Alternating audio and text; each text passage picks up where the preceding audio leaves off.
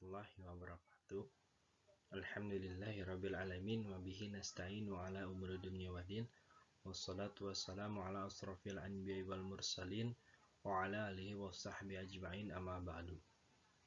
Puji dan syukur kita panjatkan kehadirat Allah Subhanahu wa taala. Salawat dan salam semoga tercucur kepada habibana wa nabiyana Muhammad sallallahu alaihi wasallam.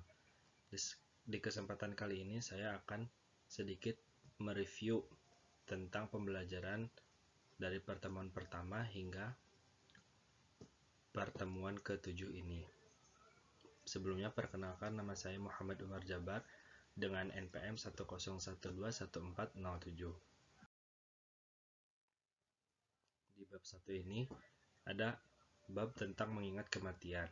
Kematian dan dorongan untuk selalu mengingatnya.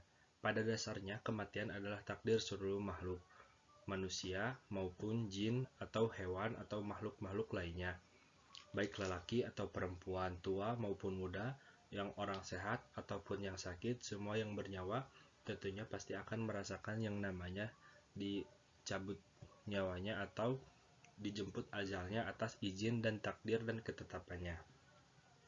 Siapapun yang ditakdirkan mati pasti akan mati meski tanpa sebab, dan siapapun yang dikehendaki tetap hidup pasti akan hidup. Dan sebab apapun yang datang menghampiri tidak akan membahayakan yang bersangkutan sebelum ajalnya tiba, karena Allah Subhanahu wa taala telah menetapkan dan menakdirkannya hingga batas waktu yang telah ditentukan. Jika ada satupun umat yang melampaui batas waktu yang telah ditentukan. Jadi meskipun kita ada dalam satu bencana yang sangat dahsyat, tapi jika Allah mentakdirkan kita masih hidup, tentunya bakal masih hidup. Contohnya aja, kita di jalan, kita yang berhati-hati tapi kita orang lain teledor, tetap kita yang kena imbasnya. Allah Subhanahu wa taala berfirman, "Mengapa kalian kafir kepada Allah padahal kalian tadinya mati? Lalu Allah menghidupkan kalian, kemudian kalian dimatikan dan dihidupkannya kembali. Kemudian kepadanya lah kalian akan dikembalikan." Quran Surat Al-Baqarah ayat 28. Nah, di bab 2 ini ada keutamaan sedikit angan-angan. Jadi kita tidak perlu banyak angan-angan, karena takdir, kalau bahasa Sundanya jodoh pati bagja cilaka, itu sudah ditentukan oleh, ada garisnya lah, ditentukan oleh Allah Subhanahu wa taala. Setiap manusia akan menjumpai ajalnya. Rasulullah SAW menganjurkan kepada umat untuk senantiasa mengingat kematian dan tidak panjang angan-angan. Karena buat apa kita panjang angan-angan, tapi takdir Allah hanya cukup sampai di sini. Tetapi untuk kita mempunyai tujuan yang baik ke depannya tidak masalah. Al-amal atau angan-angan berbeda dengan at-ta'um atau tampak dan ar-raja atau cita-cita. Al-amal adalah perkara yang memungkinkan kecil untuk diraih. Sedangkan tampak adalah berlebihan menginginkannya perkara yang mudah diraih. Adapun cita-cita adalah mengharapkan sesuatu yang mungkin diraih. Sikap yang benar, persedikitan angan-angan dalam urusan dunia. Jadi kita tidak perlu memikirkan angan-angan kedepannya untuk dunia, melainkan kita harus memiliki angan-angan untuk kehidupan atau bekal kita di kehidupan yang akan datang. Yang selanjutnya di sini ada dahsyatnya syakaratul maut. Demi Allah, seandainya jenazah yang sedang kalian tangisi bisa berbicara sekejap lalu menceritakan atau memberitahukan pengalaman pada saat dia mengalami sakaratul maut pada kita, niscaya kalian akan melupakan jenazah tersebut dan mulai menangisi diri kalian sendiri. Itu terdapat dalam hadis Imam Al-Ghazali mengutip Atsar Al-Hasan. Yang pertama ada kematian bersifat memaksa dan siap menghampiri manusia walaupun kita berusaha menghindari risiko-risiko kematian.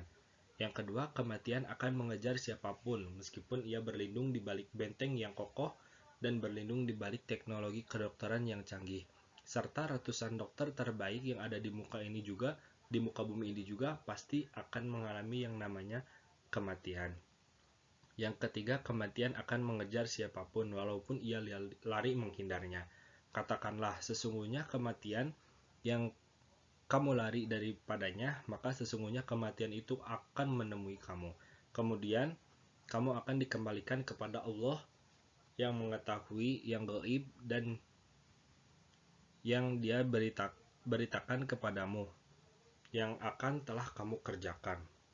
Quran Surat Al-Jumu'ah ayat 8. Yang selanjutnya di sini ada bab 3, wafatnya Rasulullah dan para Khulafaur Rasyidin. Khulafaur Rasyidin di sini ada 4, yaitu yang pertama Abu Bakar As-Siddiq, yang kedua Umar bin Khattab, yang ketiga Utsman bin Affan, dan yang keempat Ali bin Abi Thalib. Khulafaur berarti jamak dari khalifah yang memiliki arti pengganti. Khalifah itu artinya pengganti. Sedangkan kata Ar-Rasyidin yaitu mendapatkan petunjuk. Jadi pengganti dari Nabi Muhammad SAW, atau bukan disebutnya pengganti apa ya, yang menjalankan tugasnya setelah beliau wafat dan diberi petunjuk, yaitu disebut Khulafaur Rasyidin. Jadi Khulafaur Rasyidin ini adalah pengganti yang mendapatkan petunjuk. Khulafaur Rasyidin ialah para pemimpin yang menggantikan tugas-tugas Rasulullah SAW setelah beliau wafat.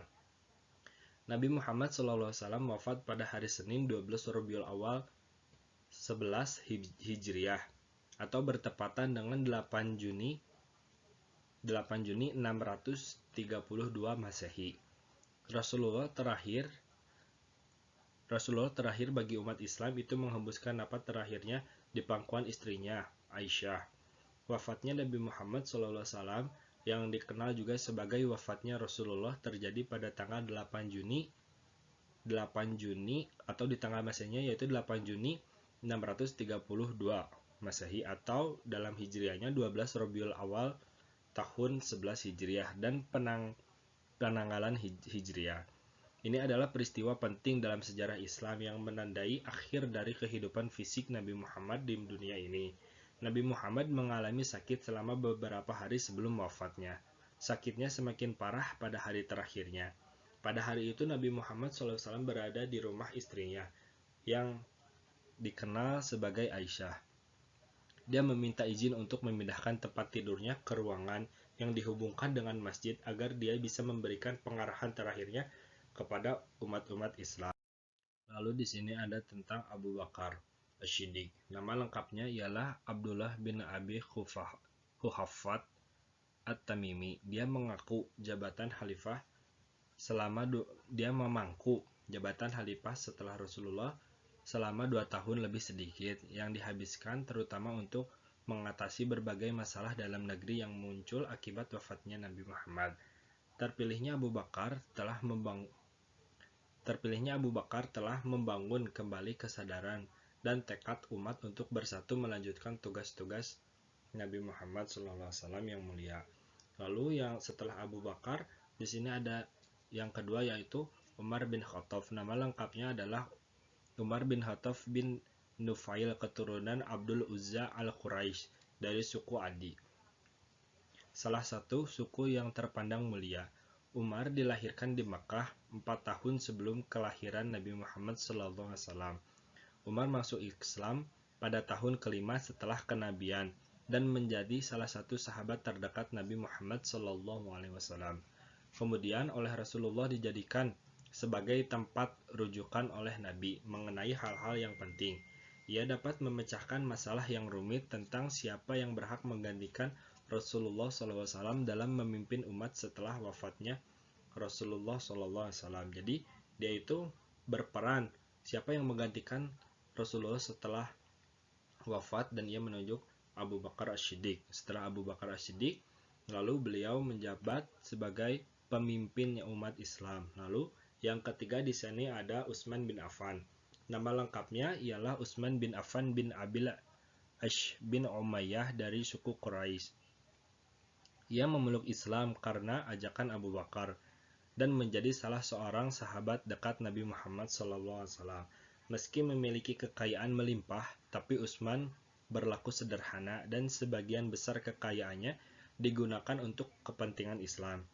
Ia mendapatkan julukan Zunnurain yang artinya memiliki dua cahaya, karena menikahi dua putri Nabi Muhammad SAW secara berurutan setelah salah satunya meninggal. Lalu yang keempat di sini ada Ali bin Abi Thalib. Ali bin Abi Thalib adalah keponakan dari menantu Nabi Muhammad SAW. Ali putra bin Abi Thalib bin Abdul Muthalib. Ia adalah sepupu Nabi Muhammad SAW yang telah ikut bersamanya sejak bahaya kelaparan mengancam kota Makkah demi untuk membantu keluarga pamannya yang mempunyai banyak putra Abbas. Paman Nabi yang lainnya membantu Abu Thalib dengan memelihara Ja'far, anak Abi Thalib yang lain. Ia telah masuk Islam pada usia yang sangat muda. Mungkin itu saja yang bisa saya sampaikan, kurang lebihnya mohon maaf. Wabillahi taufiq wal hidayah. Wassalamualaikum warahmatullahi wabarakatuh.